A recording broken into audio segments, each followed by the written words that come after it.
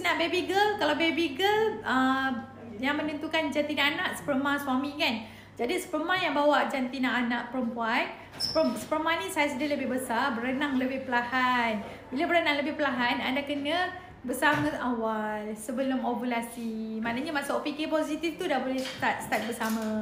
Okey, bila dah ada lendir white, kena tengoklah siapa yang akan cukup. Kalau contoh wife kalah dulu, biasanya sperm yang bawa jantina boy tu akan menang. Sebab bila wife kalah dulu, pintu pangkal rahim anda terbuka lebih besar dan membenarkan lebih banyak sperm berenang masuk, dan biasanya sperm yang laju berenang ialah yang bawa jantina XY. Ini antara teori yang lain seterusnya memang tawakal lah. Memang apa orang kata, yang menentukan semua daripada dia lah, yang Maha Esa kan. Tapi kita boleh daripada teori lah kalau nak bagi faham. Sebab saya 3 perempuan, 3 girl, 3 boy.